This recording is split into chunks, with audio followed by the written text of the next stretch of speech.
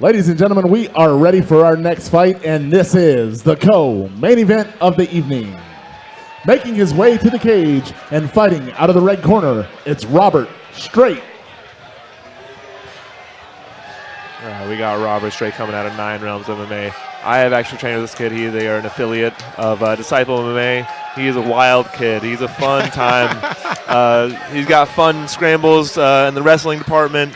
And, yeah, he came in a little heavy, but he had a great showing in his first CageZIlla event. Yeah, I think I remember his first fight. And I mean, at 19, it's always fun times. Yeah, you know?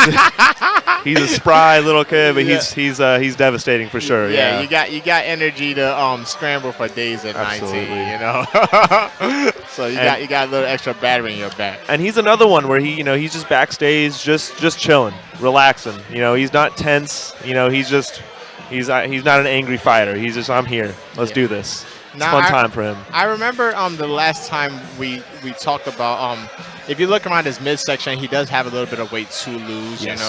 and hopefully he could get that in handle, because when it comes to fighting, although this is amateur, you want to start trying to maximize your full potential. Yes. Some guys are super against weight cuts. Even if you're against weight cuts or not, just trying to get to like your most optimal weight is still good. Not necessarily cutting weight, but you should look. Fighters should look at like a certain physique until you get to heavyweight. Then you can look a little crazy, but your physique should look a certain way. Yeah, there's something to say for that, like kind of outlook and lifestyle, of being an athlete. But discipline is always, where we want to be at. I'll tell you what, the Naruto tattoo definitely adds an extra bonus. Yes. Or throw it back to Chris. And his opponent, making his way to the cage and fighting out of the blue corner, it's Monte Turner. Now, Monte is also fighting out of Crew Bruce Muay Thai. That's where our last guy just fought from, Ramik. So, although these guys are both Muay Thai guys, it was Ramik was more focused on straight power, Yes. And I don't necessarily know if that's their gym's style, because there are certain gyms that kind of like lean towards one way or the other when it comes to like the way that they fight. Right. So I'm very interested to see if Monte's another guy that's power intensive, or if that was just an individual fighter that was like that. Right. Sometimes it's down to the individual, but yeah, a lot of times it is just what the school teaches, and everyone kind of comes out looking the same. Yes. We have a lot of those gyms. Yeah, everyone kind of emulates, and it's sometimes it's the instructor. Yeah. Sometimes the instructor has a certain style. That's not necessarily a good or bad thing. Right. It might just be, hey, this is what we do at this gym, and this is what we're good at. Absolutely. Yeah, and he is making his combat sports debut tonight. He is a white belt. He has not competed at all. This is his first time tasting the lights. You don't want to hear that. Yeah. You don't want to hear that. That's one of those things where I'll tell my coach, hey, let's just leave that one off my resume. Yeah. I don't need you to tell them I'm a white belt. Let him find that out by himself. But hey, Khabib's a white belt, so yeah, right. Yeah, right. I'm sure he is. Just like DC's probably a white belt. Absolutely. And now back to Chris. Ladies and gentlemen, this bout is scheduled for 3 3-minute rounds in the CageZIlla catch weight of 160 pounds. It is brought to you by our friends at Green Village Concrete, the level best in Northern Virginia, and Southland Insulators, insulation expertise that you can count on. And now, starting out, fighting out of the red corner, standing 5'8" and weighing in at 160 pounds, fighting out of 9 Realms MMA with a record of 1 win and no defeats, it's Robert Straight.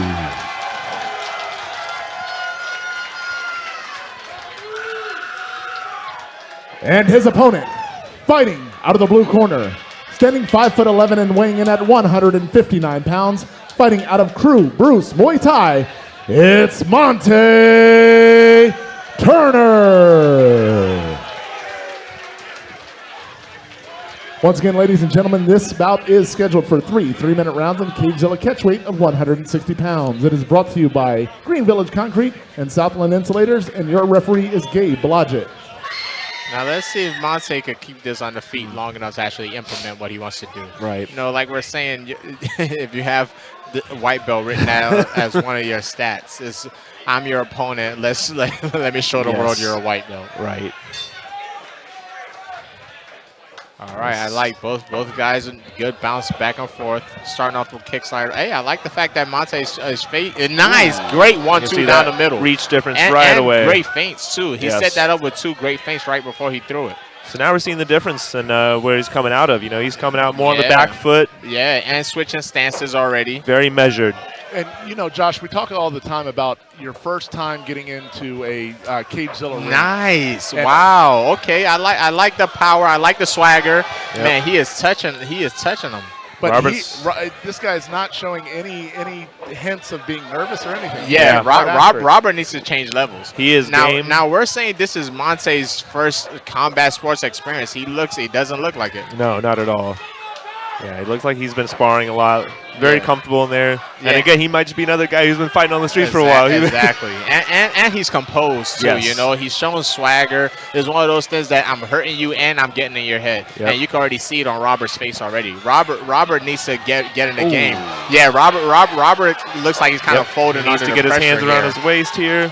Yeah, start working his wrestling. Robert's trying to fold under the pressure. You know, I think the mental battle is kind of waning on him. Yeah, and this is going to be a finish. I think we're going to see a finish here because Robert's not holding up to the mental battle at all. Yep. Now, Robert needs to change levels and shoot, you know, something just to change the game up. Yeah, right now, he's a little bit frantic. I think he's being overwhelmed by just not even necessarily just the punches alone, just the attitude and the bravado that's coming from Monte. Yeah. And he is just getting bullied in there. Yeah, he's getting bullied, exactly. That's exactly what it is. And I like that from Monte. You know, if you've seen this as Monte, keep on showboating. Yes. You know, I want to keep trying to get in your head. At this point, I might start talking to you. I might start doing stuff to make you feel like a victim. Yes, yeah, to really break you down mentally. And every time he paws like at Monte fires right back with power. Yes. So I agree. He needs to do something quick. Try to change the game up. Maybe shoot for a takedown, desperation, something. Or just get out of this round. You know, it might be one of these things where like you might just need to talk to your corner. You know, your corner might be able to like, hey, don't let this guy play with your head. Like you're good at this. You know what you're doing. Let's turn this into a mixed martial arts fight. Right now, you're just reacting to punches and reacting a little bit too slow. But I will say, I don't know if it's the dreaded adrenaline dump that we talk about a lot, but Monte's slowed down considerably. Yeah, he's slowed down when it comes to like the feints and stuff like that. But when those 1-2s come back, those 1-2s are still powerful. There we go, and that's all you need to gain a little bit of confidence. The confidence is coming back. But you see that's part of the head game because he went for the high five. Monte ignores the high five, and now he's back in your head again. This is what I mean about Robert. Yeah, he's he just ate a big one. He ate a very bad left hook at the end of that round. Yeah, this kid is definitely as game as they come, but he definitely needs some experience. Yeah, Robert just needs to calm down just a little bit, you know, and let's turn this into a mixed martial arts fight. You know, we're not out here doing kickboxing. And you know Monte's coming from a Muay Thai school, and with what we were talking about earlier, he's a very, very different fighter from his teammate. You know, he's switching stances. Yes. He's moving on the back foot. He's using head feints. He's pulling back and countering. You know, I see a lot of good stuff coming out of Monte. This is where we take the ego out of the fight for Robert. You know, he's got to stop trying to strike with a striker. It's exactly what you just said. My coach always brings up the story about I want to fight 30-27, like my second pro fight, and I got backstage and started crying because I felt like a punk for having to wrestle the guy the whole time. Yes, but that's not what it's about. Yep. It's about going out there and getting a win. You know, don't fight out there with your ego, because if I had lost that fight, I would have felt like a fool, you know? If you're not a boxer, don't box with the guy. Exactly. Yeah. I hope that Robert's corner was in there screaming for a takedown because you know, we see he's got a bit of a wrestling pedigree, so let it hang out. And you never know. Even if you don't get the takedowns, it's just enough to change the dynamic of the fight. At least now he's worried about, this guy might be able to take me down, and that might mess the striking up. Give Monte something to think about at least, right? Yes. Monte looks, man. Ooh, he's going to have to shoot on one of those big hooks, too. Man, Monte's fast. Monte's fast. Great. Oh, my gosh. That was a great hook. He dropped him with that hook. Now, this is where you need to stay on that. If I'm Robert, even if it's not the greatest entry on the takedowns, let's stay on the leg. We might switch to single legs, just whatever we need to change the dynamic of the fight. Right. Like right here. Yep. Whatever. Stay connected, and we'll figure out the rest later. Exactly. But you can't have set the bottom position. He had almost a butterfly hook there and with a sweep, but he had set the bottom position. Oh, wow. Robert setting up the triangle here. This is a great comeback. He's going to go for the slam. They're sweaty, but he's got it. He's got it. I think you got it. That's very tight. He could go transition to an armbar here. You don't have to transition to the armbar. He should not elbow his way out of the submit. He needs to go underneath. Yeah, and this is where the white belt shows for Monte, because a few times I think he could have been out of that. But unfortunately, he doesn't have the technical skills to He's get got up. to change the angle on this and get that arm across to have this be effective. Yeah. Change Pull the head down. And hook a leg, you know? I thought we were about to see a replay of Chael Sonnen and Anderson Silva. Yes. We might still see it, because I don't think Monte knows a technical way out. Monte's kind of. Oh, he just got the. Oh! Wow. Nice. I told you. What a comeback. Wow. What a comeback. Great win for Robert. What a comeback. What a comeback. This kid is fun. Yeah, and hey, to be honest, I know Monte's going to be very disappointed. Now that just shows you have to go work on your jiu-jitsu, you know? Yes. Like you was doing everything great in that fight. How do you feel about, my coaches always said none of us are going to start fighting until we get at least a blue belt. Yeah, I definitely agree with that. You know, I wouldn't, as a coach myself, I don't like sending people in unprepared. Yeah. You know, that's one of the worst things you do as a coach, as a team, you know, as a gym. Yeah. If somebody's game, hey, you can be game all you want, right? I want you to represent the gym well and yourself. I don't want you to go out there get hurt. Let's go in there as prepared as possible, you know, in a timely manner. There's also a such thing as, like, you don't want to crack the egg too early, you know? Like, there's fighters, like, not saying this is happening with Monte or would happen, but fighters with him that are so talented in one aspect of their game, and let's say you put them in a little bit too fast, and now they get submitted maybe 2 or 3 fights in, and now they're discouraged. Okay, I don't want to do this anymore, or I'm not good enough to do this anymore. Where if we had just waited a few more months or a year before you started fighting, you'd be doing great, because you just had to work on your grappling. Yes. But that was a great fight, man. Amazing. And great resilience from Robert, man. It was looking very, very bad in there for him. It was looking close a couple times. Yeah, he definitely got dropped a few times.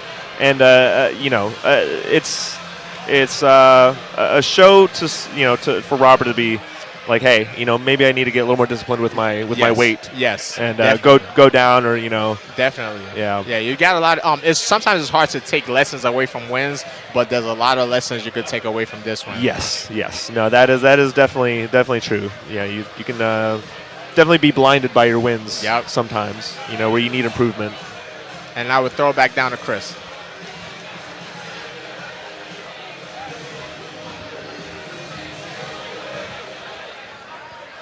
Wow. Ladies and gentlemen, that one there was worth the price of admission all by itself. Let's hear a big round of applause for both these fighters putting on one hell of a show.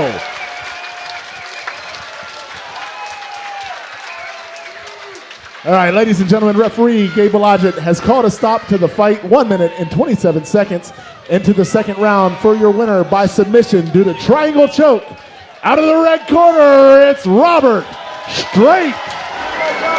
Wow. And another thing we saw there, like we were talking about, is going for the takedown. He didn't necessarily get the takedown. It's just changing the dynamic of the fight, you know? Stay connected to him. Just make the fight look a little bit different than what it's looking like. Right. He went for the takedown, lost the position, almost hit a butterfly sweep, but he was able to hit a triangle from close guard. Just anything that you could do to change the dynamic of what's going on right now. Yes, that was very unfortunate for Monte, because he did initiate that takedown. Yes. And it ended up being a technical error. Yeah, but hey, that's something good for Monte to learn from, you know? Absolutely. And now we're going to take it down to Sky.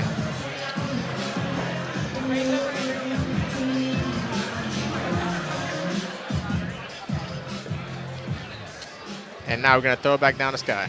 Again, what an incredible fight. I think we can all attest that in the beginning it was a little iffy on who was going to take it, and then we saw that wrestling background come out in round 2. So can you go ahead and tell us what was going through your mind, like during the break, what your coaches said? Well, I wanted to strike a bit this fight because I didn't really get to last one. And he hit me really fucking hard. So I didn't want to get hit like that again. I did not want to eat another one of those shots. So I had to take him down, work something on the ground. And this is technically your second KO. It is, yeah, it is. How does that feel? It's pretty great. I'm glad that he was more of an opponent. He really put in some good work, and I'd like to have another fight whenever down the road with him, see how much better he gets. Is there anyone you want to thank before you head out? Sorry. Is there anyone you want to thank before you head out? I just want to thank my coaches and all the people in my family that are supporting me. My grandmother's actually watching this right now on the live stream.